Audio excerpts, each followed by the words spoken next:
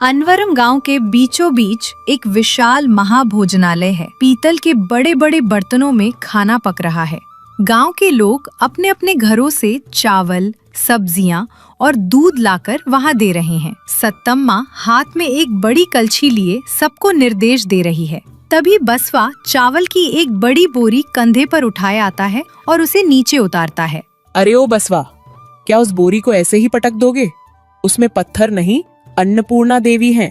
थोड़ा धीरे से नहीं उतार सकते? सुबह सुबह ही शुरू हो गई सत्तम्मा। बोरी का वजन मेरे कंधे को पता है। आज मैं अपने खेत में उगे नए चावल लाया हूँ। चावल पकने के बाद चमेली के फूल जैसे खिलेंगे, देखना। ठीक है, उसे उस कोने में रख दो। ओ वीरैया जी, कल जो मिट्टी के बर्तन कहे थे वे कहाँ हैं? मैंने कहा था ना, दाल और रस्सा उबालने के लिए बड़े मिट्टी के घड़े चाहिए। वीरैया 2 बड़े मिट्टी के घड़े लेकर आता है। ये लो सत्तम्मा, रात भर बिना सोए चाक घुमाकर बनाए हैं। आग में अच्छी तरह पकाए हैं। इनमें अगर दाल बनाओगी तो उसकी महक पड़ोस के गांव तक जाएगी। बहुत बढ़िया, ठीक है। तो तुम्हें आज बदले में क्या चाहिए? चावल चाहिए या रागी? चावल नहीं चाहिए सत्तम्मा, घर में पुराने चावल रखे हैं। मेरी पत्नी को थोड़ा ज्वार और गुड़ चाहिए था, हो तो दिलवा दो। ए भाई, वीरैया जी को 2 सेर ज्वार और 1 भेली गुड़ दे दो। घड़ों के लिए इतना काफी होगा। वहाँ पैसों का लेन देन बिल्कुल नहीं हो रहा है। लोग सिर्फ वस्तुओं का आदान प्रदान कर रहे हैं। सत्तम्मा, आज सब्जी क्या बना रही हो? दोपहर को खेत में काम ज्यादा है, भूख जोर से लगेगी। आज बैंगन और आलू की सब्जी, कुल्थी का रस्सा और रागी का मुद्दा बन रहा है। काफी है या तुम्हारी पत्नी मायके गई है तो खास तुम्हारे लिए मुर्गे का मांस बनाऊं? तुम्हारे हाथ का कुल्थी का रस्सा हो तो फिर मांस क्यों चाहिए दादी? ठीक है, मैं खेत पर जा रहा हूँ। दोपहर को घंटा बजते ही आ जाऊंगा। तभी गांव की सीमा पर एक बैलगाड़ी आकर रुकती है। बैलगाड़ी से कुबेर राव उतरता है। उसने महंगी रेशमी धोती और कुर्ता पहना है। उसके पीछे उतरे सिद्धप्पा के हाथ में चमड़े का थैला है। छी, कैसे बेकार रास्ते हैं। सिद्धप्पा, ये कैसा गांव है भाई? इंसान के चलने लायक भी रास्ता नहीं है। यहाँ इंसान रहते हैं या जंगली जानवर? ऐसा क्यों कहते हैं मालिक? ये अन्नवरम है, इस जिले का सबसे मशहूर गांव। यहाँ की फसलें सोने जैसी उपजती हैं, इसीलिए तो हम यहाँ आए हैं। सोना उपजे तो क्या, थोड़ी सभ्यता भी तो होनी चाहिए। देखो मेरे जूतों पर कितनी धूल लग गई है। खैर चलो, इस गांव के मुखिया का पता लगाकर अपना काम निपटाते हैं। इस गांव की सारी फसल हमें ही खरीदनी है। शहर में अनाज के दाम आसमान छू रहे हैं। यहाँ कम दाम में खरीदेंगे और वहाँ ऊंचे दाम पर बेचेंगे। सच कहा मालिक, इन देहाती गंवारों को पैसों की कीमत कहाँ पता है। 100 रुपए का नोट दिखाएंगे तो सब कुछ हमारे नाम लिख देंगे। दोनों चलते हुए गांव के अंदर आते हैं। धूप तेज है। कुबेर राव को प्यास लगती है। पसीना पोंछते हुए वह नारियल पानी बेचने वाले वीरैया के पास आता है। ओ भाई, धूप सिर फोड़ रही है, 2 नारियल काटो। पानी मीठा होना चाहिए, समझ गए? आइए बाबूजी, बैठिए। ये नारियल के पेड़ मेरे दादाजी ने लगाए थे। पानी बिल्कुल शहद जैसा होगा। कुबेर राव और सिद्धप्पा गटागट पी जाते हैं। कुबेर राव अपनी जेब से एक 5 रुपए का नोट निकालकर वीरैया को देता है। ये लो, बाकी के चिल्लर तुम ही रख लो। वीरैया उस नोट को हैरानी से देखता है और वापस कुबेर राव के हाथ में रख देता है। ये क्या है बाबूजी, कागज दे रहे हैं? मुझे चित्र बनाना नहीं आता स्वामी। कुबेर राव गुस्से में, ओ मूर्ख इंसान, वो कागज नहीं है रे, पैसा है। 5 रुपए, इससे तुम्हारे पूरे गांव को नारियल पानी पिलाया जा सकता है। पैसा? इस गांव में ये नहीं चलता स्वामी। आपको प्यास लगी थी, मैंने नारियल पानी दे दिया। बदले में आपके पास जो भी सामान हो वो दे दीजिए। सामान दे दूं? मतलब क्या आपके पास चावल हैं, दाल है या एक आध जोड़ी कपड़े हैं? हमारे घर में इस्तेमाल होने वाली कोई भी चीज दे दीजिए। ये कागज हमारे किस काम के? इन्हें चूल्हे में डालेंगे तो आग भी नहीं जलेगी। पता है किससे बात कर रहे हो? शहर के बड़े जमींदार हैं। इस कागज को ले जाकर शहर में कुछ भी खरीद सकते हो। तो शहर जाकर ही खरीद लेना स्वामी।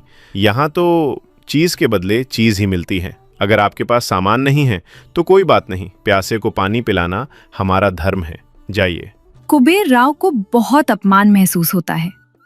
सिद्धप्पा, देखा इसका घमंड? एक तो भिखारी और ऊपर से धर्म की बातें कर रहा है। चलो उस धर्मा रायडू के पास चलते हैं, उसे पैसों की कीमत जरूर पता होगी। वीरैया उस नोट को नीचे से उठाकर बगल में रखे कूड़ेदान में डाल देता है। कुबेर राव यह देखकर गुस्से से लाल हो जाता है।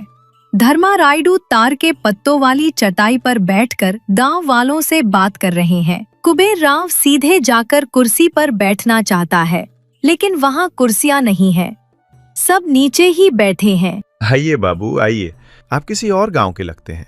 नीचे चटाई है, बैठ जाइए। मैं कुबेर राव हूँ, शहर का एक बहुत बड़ा व्यापारी। मुझे नीचे बैठने की आदत नहीं है। सिद्धप्पा, वो थैला इधर लाओ। सिद्धप्पा थैला देता है। कुबेर राव उसमें से पैसों की गड्डियां निकालकर धर्मा रायडू के सामने रख देता है। देखो बुजुर्गवार, मुझे घुमा फिराकर बात करना पसंद नहीं। इस गांव में पैदा हुआ सारा अनाज मुझे चाहिए।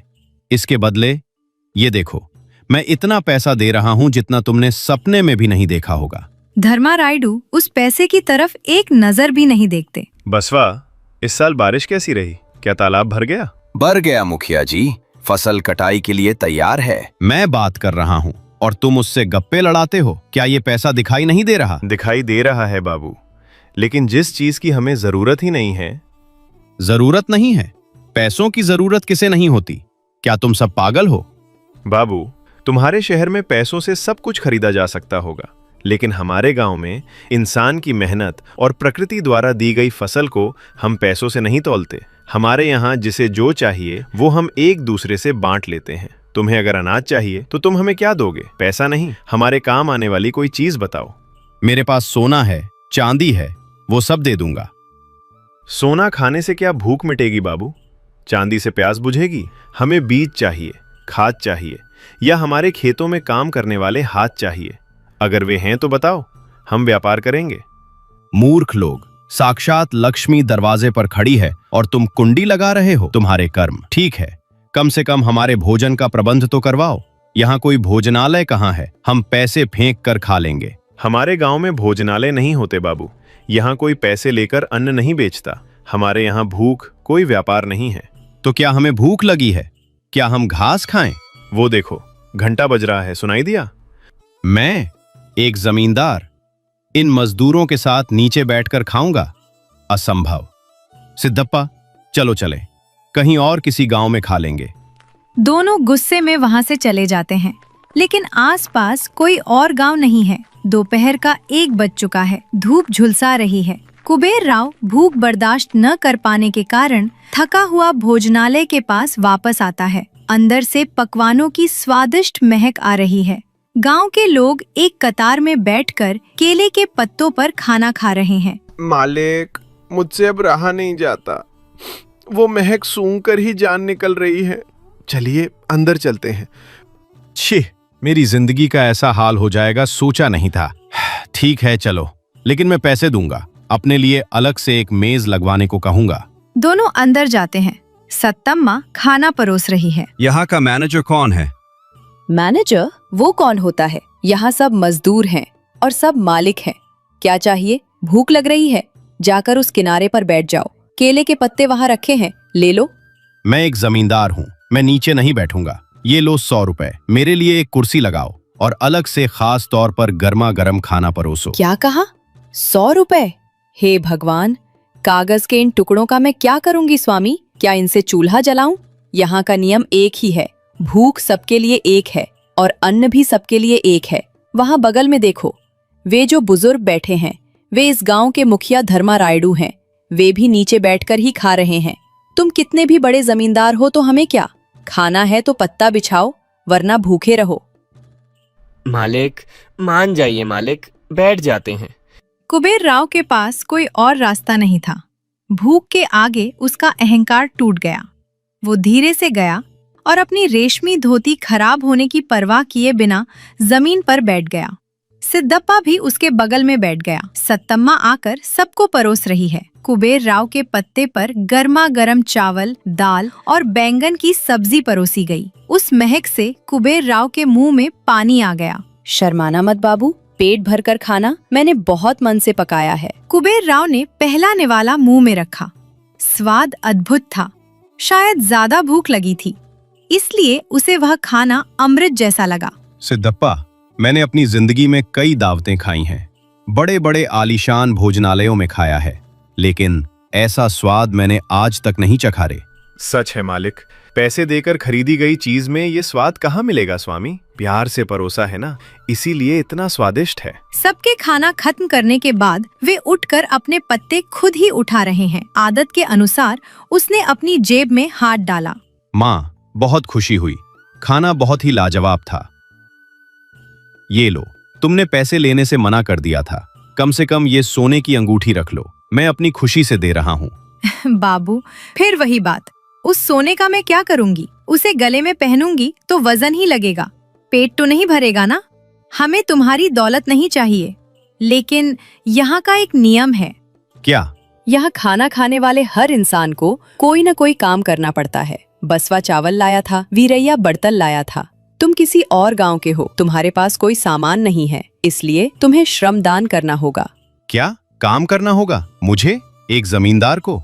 खाया हुआ अन्न पचना है तो काम करना ही पड़ेगा स्वामी, यही इस गांव का न्याय है। कोई बहुत बड़ा काम नहीं है। वो देखो, उन घड़ों में पीने का पानी खत्म हो गया है, पास वाले कुएं से कोई 10 घड़े पानी निकालकर भर दो, बस इतना ही।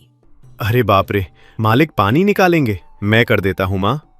नहीं सिद्धप्पा, जिसने जो खाया है उसे उसी की कीमत चुकानी होगी। तुम अपने हिस्से का काम करो, वे अपने हिस्से का काम करेंगे। क्यों जमींदार जी, क्या कहते हैं? जो चीज पैसों से नहीं खरीदी जा सकी, देखें क्या वह शरीर की मेहनत से मिल सकती है? कुबेर राव ने एक पल सोचा। उसने अपने हाथ में पकड़ी सोने की अंगूठी को देखा। उसके बाद, सच कहा बुजुर्गवार, आज तक मुझे लगता था कि पैसे हो तो पूरी दुनिया खरीदी जा सकती है, लेकिन एक वक्त का खाना भी नहीं खरीदा जा सकता, ये मुझे आज ही समझ आया। मेरी भूख मिटाने के लिए इतना काम करना मेरी जिम्मेदारी है। कुबेर राव गया और उसने घड़ा उठा लिया, कुएं के पास गया। जिंदगी में पहली बार उसने पसीना बहाकर कुएं से पानी निकाला। गांव के लोग हैरानी और खुशी से यह सब देख रहे थे। काम पूरा हो गया। कुबेर राव भले ही थक गया था, लेकिन उसके चेहरे पर एक अजीब सा संतोष था। धर्मारायडू जी, अब मैं चलता हूँ। मैं यहाँ व्यापार करने आया था, लेकिन ज्ञान प्राप्त करके लौट रहा हूँ। खुशी की बात है बाबू, इंसान के पास कितना भी हो, खाना तो बस इस पेट भर के लिए ही है। उस अन्न के लिए 10 लोगों को रुलाने से बेहतर है 10 लोगों के साथ बांट कर खाना। ये सबक मुझे जिंदगी भर याद रहेगा। सिद्धप्पा, चलो, अगली बार जब हम यहाँ आएंगे तो पैसों की थैलियां लेकर नहीं आएंगे, हमारे बगीचे में उगे आम और सब्जियां लेकर आएंगे। उनसे हम इस गांव का प्यार खरीदेंगे। सत्तम्मा एक छोटी सी पोटली लाकर कुबेर राव के हाथ में देती है। ये लो बेटा, रास्ते में भूख लगे तो खा लेना, ज्वार की रोटियां और सूखी चटनी है, पैसे मत देना। तुमने जो पानी भरा था उसके और इन रोटियों के बराबर हो गया। कुबेर राव ने उस पोटली को आंखों से लगाया। धर्मारायडू, सत्तम्मा और बाकी गांव वालों ने हाथ हिलाकर उन्हें विदा किया। अन्वरम नाम के अनुसार ही वह गांव सच में अन्नपूर्णा का निवास था। वहाँ रुपए पैसों की कोई अहमियत नहीं थी, लेकिन इंसान की अहमियत बढ़ गई थी। एक ऐसे गांव के रूप में जहाँ कोई भूखा नहीं सोता और जहाँ इंसानों के बीच कोई ऊंच नीच नहीं है। ये गांव इतिहास में अमर हो गया। रामापुरम गांव की सरहद पर एक बस गाड़ी धीरे धीरे प्रवेश करती है। गाड़ी से 25 साल का राघव नीचे उतरता है और गांव की मिट्टी की खुशबू लेते हुए चारों ओर देखता है। उसके चेहरे पर 10 साल पुरानी यादें तैर रही हैं। तभी खेत से आ रहे रामदास काका उसे देखकर रुक जाते हैं। कौन हो बेटा तुम? इस गांव में नए लग रहे हो। किसके घर जाना है बेटा?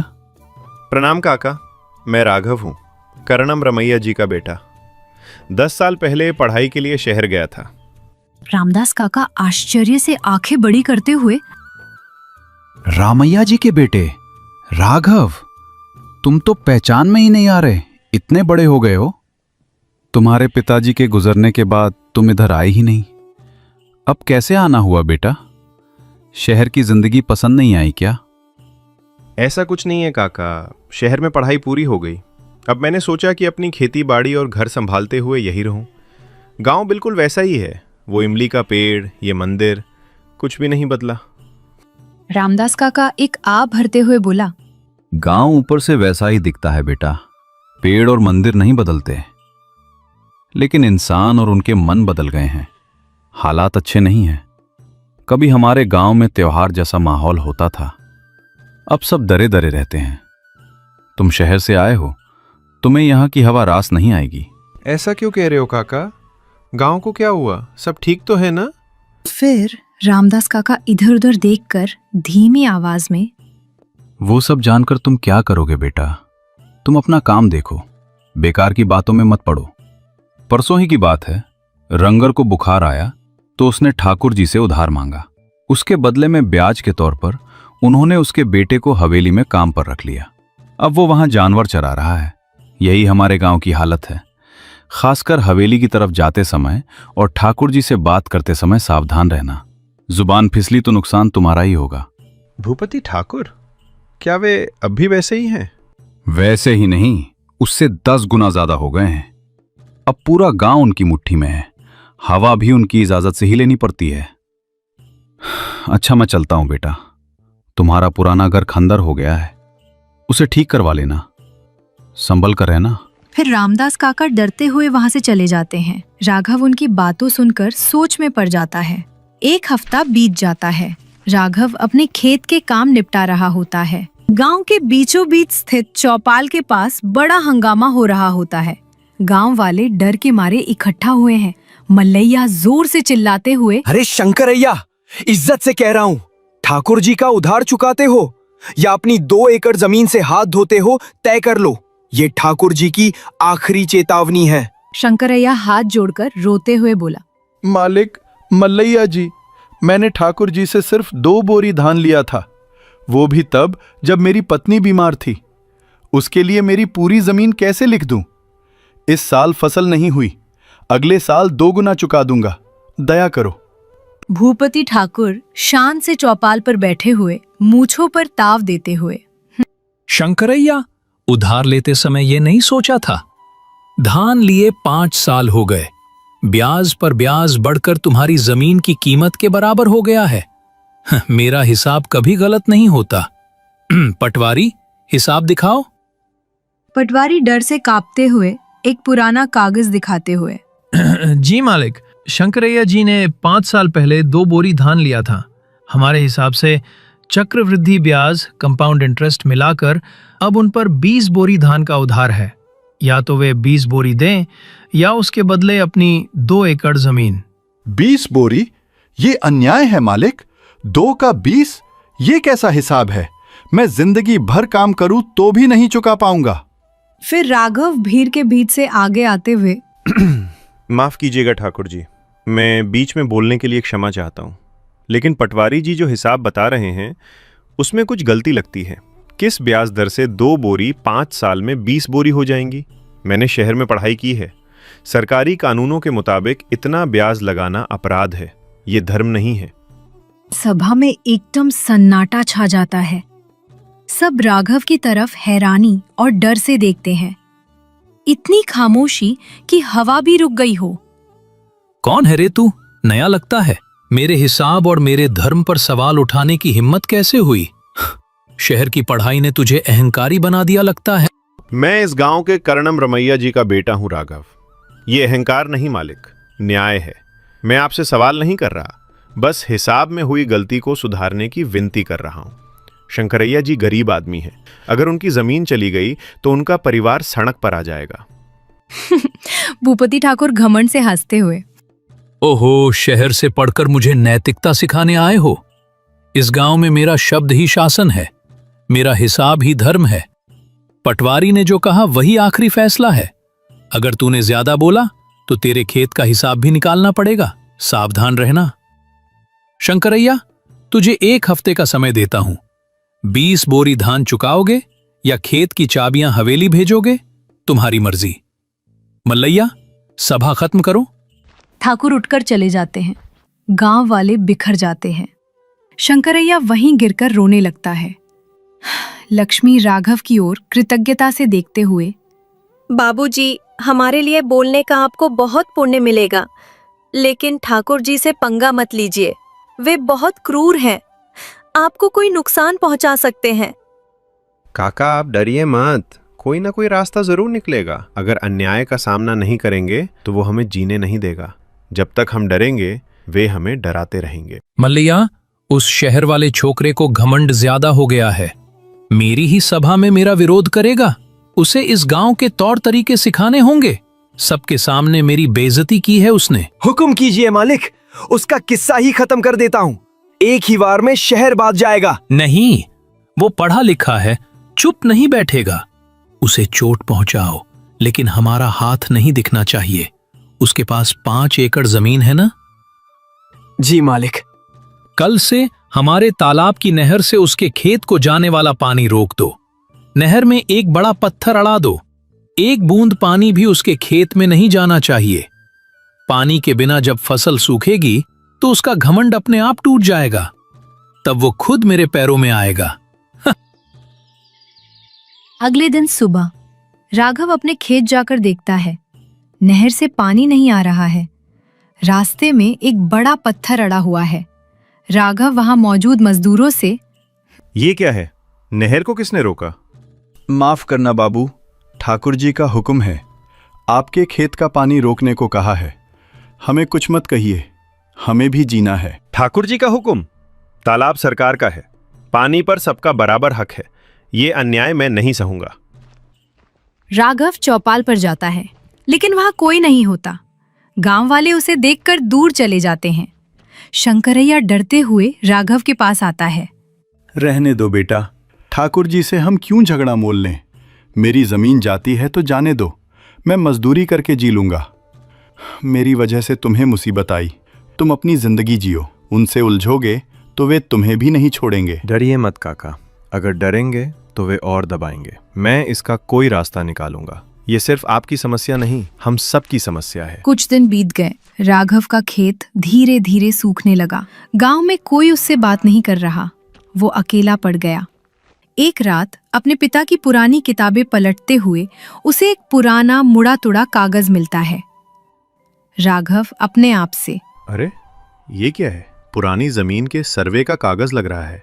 जब ब्रिटिश सरकार ने हमारे इलाके का सर्वे किया था तब के नक्शे और रिकॉर्ड। इसके मुताबिक गांव का तालाब और उसकी नहरें सरकारी संपत्ति हैं। उन पर किसी का एकाधिकार नहीं है। पिताजी ने इसे छिपाकर क्यों रखा था? उसे एक उपाय सूझता है। उसकी आंखों में एक नई उम्मीद चमकती है। राघव अपने आप से, भूपति ठाकुर सिर्फ इस गांव के राजा हैं, लेकिन उनसे बड़े अधिकारी भी हैं। जिला कलेक्टर साहब हैं। मुझे ये कागजात लेकर शहर जाना चाहिए और कलेक्टर साहब से शिकायत करनी चाहिए। भूपति ठाकुर द्वारा किए जा रहे अन्याय और पटवारी के गलत हिसाब का पर्दाफाश करना होगा। कानून अपना काम करेगा, यही सही रास्ता है। उस रात किसी को बताए बिना राघव शहर जाने के लिए तैयार होता है। लक्ष्मी ये देखकर एक छोटी पोटली में रोटियां बांध कर लाती है। अरे बाबूजी, कहाँ जा रहे हो?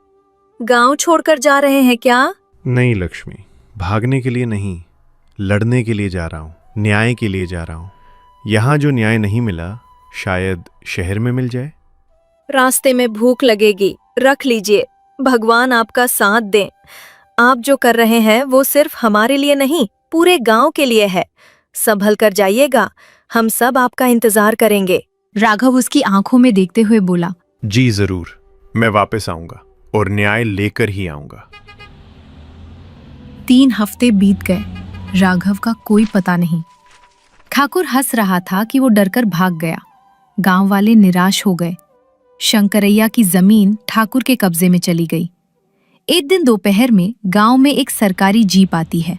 उससे राघव, उसके साथ एक सरकारी अधिकारी और 2 सर्वेयर नाप जोक करने वाले उतरते हैं। ये खबर सुनकर भूपति ठाकुर हैरान रह जाता है। चौपाल पर फिर से सभा जुटी है, लेकिन इस बार ठाकुर के बगल में सरकारी अमीन बैठे हैं। रामापुरम गांव के लोगों, इस गांव की जमीनों और तालाब को लेकर कुछ शिकायतें मिली हैं। उनकी जांच के लिए जिला कलेक्टर साहब ने मुझे भेजा है। राघव जी, अपनी शिकायत बताइए। सर, शंकरैया जी की 2 एकड़ जमीन भूपति ठाकुर जी ने गलत ब्याज के हिसाब से अन्यायपूर्वक हड़प ली है। साथ ही मेरे खेत को आने वाला पानी भी रोक दिया है। इस गांव में कई सालों से ऐसे अन्याय हो रहे हैं। झूठ! ये सब मनगढ़ंत कहानियां हैं। ये मुझसे दुश्मनी के कारण ऐसा कह रहा है। ठाकुर जी, आपके पास जो हिसाब और कागजात हैं दिखाइए। पटवारी, आप अपने रिकॉर्ड लाइए। पटवारी डरते डरते रिकॉर्ड दिखाता है। अमीन उनकी तुलना राघव द्वारा लाए गए पुराने सरकारी सर्वे कागजों से करते हैं। अमीन पटवारी से कहा, ये सारा हिसाब गलतियों से भरा है। सरकारी रिकॉर्ड के मुताबिक शंकरैया के खेत की सीमाएं अलग हैं। तालाब की नहर सबकी साझा संपत्ति है, उसे रोकने का हक किसी को नहीं है। ठाकुर जी, आपने जो चक्रवृद्धि ब्याज वसूला है वो गैर कानूनी है। भूपति ठाकुर का चेहरा काला पड़ जाता है। उन्हें समझ आ जाता है कि एक बाहरी अधिकारी के सामने उनकी सत्ता नहीं चलेगी। शंकरैया जी का खेत उन्हीं का रहेगा। उन्हें सिर्फ मूल रकम चुकानी होगी, वो भी फसल कटने के बाद। राघव जी के खेत के लिए पानी तुरंत छोड़ा जाए। कलेक्टर साहब का आदेश है कि इस गांव की सभी जमीनों का फिर से सर्वे किया जाए। ठाकुर जी, सरकारी कानूनों का उल्लंघन करने के लिए आपको तहसीलदार के दफ्तर में स्पष्टीकरण देना होगा। गांव वालों के चेहरों पर खुशी और आश्चर्य है। वे धीरे धीरे अपना डर छोड़कर राघव की ओर सम्मान से देखने लगते हैं। अमीन और अधिकारी चले जाते हैं। गांव वाले राघव को घेर लेते हैं। माफ करना बेटा, हमने तुम्हें अकेला छोड़ दिया था। तुमने हमारी आंखें खोल दी। तुम भगवान हो बेटा, तुमने मेरे परिवार को बचा लिया। कुछ महीने बीत गए। राघव की मदद से गांव वालों में बहुत बदलाव आया। सरकारी अधिकारियों ने आकर जमीनों का सर्वे किया और बहुत से लोगों को उनका असली हक वापस दिलाया। इसी बीच सरकार ने ग्राम पंचायत चुनावों की घोषणा कर दी। मल्लैया, सुना तुमने? सरपंच के चुनाव हैं। मेरी किस्मत फिर मेरा दरवाजा खटखटा रही है। ये लोग खुश हो रहे थे कि सत्ता मेरे हाथ से चली गई। अब मैं दिखाऊंगा कि मेरी ताकत क्या है। इस गांव का सरपंच पद मेरा है। मेरे बाप दादाओं के जमाने से ये गांव हमारा है। कौन मेरे खिलाफ खड़ा होगा? सच है मालिक, आपके सामने खड़ा होने वाला मर्द इस गांव में कोई नहीं है। सबको आपके पैरों में ही रहना होगा। लेकिन वो राघव जो है ना, उसने गांव वालों में बेकार की हिम्मत भर दी है। उसका कुछ करना होगा। सुना बेटा राघव, गांव में सरपंच के चुनाव हैं। इस बार तुम्हें ही खड़ा होना होगा। पूरे गांव को उस ठाकुर की गुलामी से आजाद कराना है। नहीं काका, मुझे इन पदों से क्या लेना। मैं सत्ता के लिए नहीं आया। हम सब मिलकर गांव को सुधार लें, बस इतना काफी है। मुझे ये राजनीति नहीं आती। तुम्हें राजनीति नहीं आती होगी बेटा, पर तुम्हें न्याय आता है। बस वही काफी है। हाँ बाबूजी, जुल्म का सामना करने के लिए सत्ता भी एक हथियार है। अगर ठाकुर के हाथ में सत्ता रही तो वो हमें बर्बाद कर देगा। वही सत्ता अगर आप जैसे अच्छे इंसान के हाथ में होगी तो वो हमारी रक्षा करेगी। ये आपके लिए नहीं, हमारे लिए, इस गांव के भविष्य के लिए है। आपको हमारे लिए खड़ा होना होगा। अगर आप सब इतना चाहते हैं तो मैं मना नहीं कर सकता। ठीक है, मैं चुनाव लड़ूंगा, लेकिन मेरे पास पैसा नहीं है। ठाकुर जी की तरह बांटने के लिए मेरे पास कुछ नहीं है। पैसा नहीं बेटा, हमें तुम्हारी अच्छाई चाहिए। हम सब तुम्हारे साथ हैं।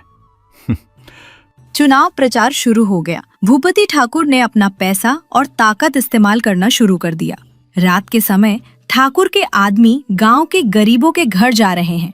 मल्लैया एक किसान से, अरे सोमैया, ये ले 100 रुपए और वो ठाकुर जी को ही देना, वरना याद रखना कल से खेत में पैर नहीं रख पाओगे।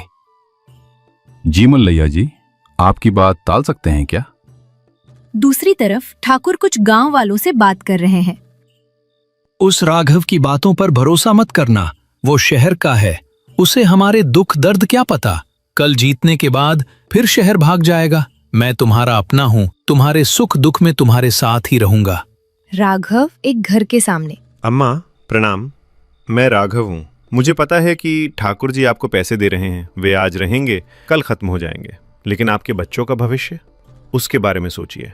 सच है बेटा, लेकिन अगर उन्हें वोट नहीं दिया तो हमें मजदूरी भी नहीं मिलेगी। डरिए मत, हमने वोट किसे दिया ये किसी को पता नहीं चलता। अपनी अंतरात्मा की आवाज पर वोट दीजिए। अगर मैं जीता तो हमारे गांव में हम सबका राज होगा। हम एक सहकारी समिति बनाएंगे, कम ब्याज पर कर्ज देंगे, बंद पड़े हमारे स्कूल को फिर से खुलवाएंगे। आपके बच्चों को हवेली में जानवर नहीं, स्कूल में किताबें पकड़नी चाहिए। देखिए दीदी, बहना, अब हमें डरना नहीं चाहिए। क्या ठाकुर जी की दी हुई साड़ी के लिए हम अपनी जिंदगी गिरवी रख दें? राघव जी हम जैसों के लिए खड़े हुए हैं। चुनाव का दिन। गांव के स्कूल में पोलिंग बूथ है। सुबह से ही तनाव का माहौल है। मल्लैया और ठाकुर के आदमी पोलिंग बूथ के बाहर खड़े होकर वोटरों को डरा रहे हैं। मल्लैया वोट डालने जा रहे एक किसान से। क्यों रे रामलू, याद है ना वोट किसे देना है? अंदर भगवान देख रहा है, गलती की तो तेरे परिवार का ही बुरा होगा। शाम को वोटों की गिनती होती है। शुरुआत में भूपति ठाकुर आगे रहते हैं, लेकिन अंत में राघव थोड़े से अंतर से जीत जाता है। अधिकारी घोषणा करते हुए रामापुरम ग्राम सरपंच के रूप में श्री राघव जी चुने गए हैं। राघव के सरपंच बनने के बाद गांव में बदलाव शुरू होता है, लेकिन भूपति ठाकुर शांत नहीं बैठते। ठाकुर अपनी पहुंच का इस्तेमाल करके नहर के ऊपरी हिस्से में स्थित अपने खेतों में ज्यादा पानी मोड़ लेते हैं, जिससे नीचे के गरीब किसानों के खेतों तक पानी नहीं पहुंच पाता। सरपंच जी, ठाकुर जी फिर से पुराने तरीके से सारा पानी रोक रहे हैं। हमारी फसलें सूख रही हैं। हम ठाकुर जी से झगड़ा नहीं करेंगे, समझदारी से हल निकालेंगे। सरकारी रिकॉर्ड के मुताबिक हमारे गांव के तालाब से प्रति एकड़ कितना पानी मिलना चाहिए ये लिखा हुआ है। हम पानी पंचायत नाम की एक समिति बनाएंगे, हर नहर पर एक फाटक लगाएंगे और बारी बारी से हर खेत को बराबर पानी मिले ये सुनिश्चित करेंगे। ये काम हम खुद करेंगे, सरकारी मदद से। राघव की योजना से सभी गांव वाले मिलकर नहरों को ठीक करते हैं और पानी को बराबर बांटना शुरू करते हैं। ठाकुर कुछ नहीं कर पाते, बस बेबस होकर देखते रह जाते हैं। हम सरकारी मदद से एक सहकारी समिति, कोऑपरेटिव सोसाइटी बनाएंगे। सरकार हमें कम ब्याज पर कर्ज देगी। उस पैसे से हम अपने गांव वालों को उधार देंगे। ठाकुर जी के पास जो पुराने कर्ज हैं, उन सब को मैं तहसीलदार साहब की नजर में लाऊंगा। कुछ ही महीनों में गांव की सहकारी समिति सफलतापूर्वक चलने लगती है। किसान ठाकुर पर निर्भर रहना छोड़ देते हैं। गांव का स्कूल कई सालों से बंद पड़ा था। राघव माता पिता से, आपके बच्चे ही हमारे गांव का भविष्य हैं, उन्हें पढ़ाइए। मैं सरकार से बात करके हमारे स्कूल में एक शिक्षक की नियुक्ति करवाऊंगा। मिड डे मील योजना भी लागू करेंगे। अपने बच्चों को काम पर नहीं, स्कूल भेजिए। इसने मेरी सत्ता, मेरा पैसा, मेरी इज्जत सब कुछ छीन लिया। पढ़ाई और कानून के हथियारों से इसने मुझे हरा दिया। अपनी सारी कोशिशें नाकाम होने पर भूपति ठाकुर आखिरी दाव के रूप में एक और गरीब किसान वीरैया को निशाना बनाते हैं। सरपंच जी, इस वीरैया ने हमारे ठाकुर जी से 10 साल पहले कर्ज लिया था, अब तक नहीं चुकाया। ब्याज समेत इसे अपनी 3 एकड़ जमीन लिख देनी चाहिए। नहीं सरपंच जी, मैं कर्ज चुकाता ही आ रहा हूँ, लेकिन ठाकुर जी गलत हिसाब बता रहे हैं। सरपंच, तुम्हारे आने के बाद गांव में न्याय बहुत हो गया है ना, इसीलिए मैं भी न्याय से ही मांग रहा हूँ। इसे कर्ज चुकाना होगा या फिर इसका खेत मेरा होगा। ठाकुर जी, पुराने तरीके छोड़ दीजिए। बिना कागज देखे कुछ तय नहीं होगा। मेरे पास सारे कागज हैं, लेकिन मैं इस पर दया दिखा रहा हूँ। मुझे इसका खेत नहीं चाहिए, लेकिन इसकी बेटी पार्वती मुझे पसंद है। कर्ज के बदले अगर ये अपनी बेटी की शादी मुझसे कर दे तो इसका कर्ज और ब्याज सब माफ कर दूंगा। इसका खेत इसी के पास रहेगा। ठाकुर जी, ये अन्याय है। कर्ज और बेटी का क्या संबंध? ये अपराध है। ओहो, तो ठीक है, सबके सामने मैं बुरा नहीं बनूंगा। एक मौका देता हूँ। ये देखो, ये थैली, इसमें मैं एक काला पत्थर और एक लाल पत्थर डालूंगा। वो लड़की पार्वती आकर एक पत्थर निकालेगी। अगर उसने काला पत्थर निकाला तो वीरैया का कर्ज ब्याज सब माफ। मैं उनके रास्ते में नहीं आऊंगा। और अगर उसने लाल पत्थर निकाला तो वीरैया को खेत मेरे नाम करना होगा और बेटी की शादी भी मुझसे करनी होगी। मंजूर? ये भगवान का फैसला होगा। अब इस पर तुम तो ऐतराज नहीं कर सकते ना सरपंच? फिर ठाकुर की साजिश राघव को समझ आ जाती है। अगर वो नहीं मानता तो ठाकुर प्रचार करेगा कि राघव भगवान के फैसले के बीच आ रहा है। गांव वाले फिर से दुविधा में पड़ जाते हैं। ठीक है ठाकुर जी, आपकी शर्त मुझे मंजूर है। गांव वाले हैरान रह जाते हैं। ठाकुर जी 2 चिकने पत्थर उठाते हैं, लेकिन चालाकी से दोनों लाल पत्थर ही उठाते हैं और किसी को पता ना चले ऐसे थैली में डाल देते हैं। राघव ये देख लेता है। आओ बेटी, अपनी किस्मत का फैसला तुम खुद करो। पार्वती रोते हुए आगे आती है। राघव उसे रोकता है और ठाकुर की तरफ मुड़ता है। रुकिए ठाकुर जी, बेटी से ये परीक्षा करवाना उचित नहीं है। उसके हाथ कांप रहे हैं। उस लड़की की तरफ से ग्राम सरपंच होने के नाते मैं वो पत्थर निकालूंगा। भूपति ठाकुर न चाहते हुए भी मानना पड़ा। ठीक है, तुम्हारी मर्जी, निकालो। राघव थैली में हाथ डालता है और एक पत्थर निकालता है। उसे बिना देखे ही मुट्ठी बंद करके तुरंत। अरे मेरे हाथ से पत्थर फिसल गया। चिल्लाते हुए उसे दूर फेंक देता है। ए, क्या किया? जानबूझकर फेंका क्या? भूपति ठाकुर गुस्से में। ये धोखा है। राघव शांत भाव से मुस्कुराते हुए। अरे इसमें धोखा क्या है ठाकुर जी? मेरे हाथ से पत्थर फिसल गया, लेकिन घबराने की कोई बात नहीं है। मैंने कौन सा पत्थर निकाला था ये जानना बहुत आसान है। थैली में बचे हुए पत्थर को देख लेंगे तो पता चल जाएगा ना। अगर थैली में लाल पत्थर है तो इसका मतलब मैंने जो निकाल कर फेंका वो काला पत्थर ही होगा ना, और अगर थैली में काला पत्थर है तो मैं मान लूंगा कि मैंने लाल पत्थर निकाला था। ठाकुर जी थैली नहीं दिखा सकते। अगर दिखाएंगे तो उसमें दूसरा लाल पत्थर ही निकलेगा और उनकी पोल खुल जाएगी। अगर नहीं दिखाते तो मानना पड़ेगा कि राघव ने काला पत्थर ही निकाला था। भूपति ठाकुर दांत पीसते हुए अपमान के साथ। देखा, ठाकुर जी चुप है, इसका मतलब थैली में लाल पत्थर ही है, यानी मैंने जो निकाला वो काला पत्थर था। वीरैया जी का कर्ज और ब्याज सब माफ। गांव वाले सब राघव की होशियारी और सूझबूझ पर हैरान होकर राघव सरपंच जिंदाबाद के नारे जोर जोर से लगाते हैं। भूपति ठाकुर अपमानित होकर सिर झुकाकर वहां से चले जाते हैं। एक त्योहार का दिन, पूरा गांव खुश है। राघव, लक्ष्मी, शंकरैया, रामदास काका सब मिलकर गांव के मंदिर में पूजा कर रहे हैं। देखा बेटा, गांव कैसे बदल गया।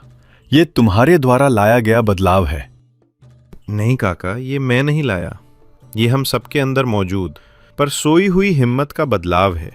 उस हिम्मत को जगाना ही मेरा काम था। हमारी एकता, हमारी समझदारी, यही असली ग्राम जीवन का सत्य है।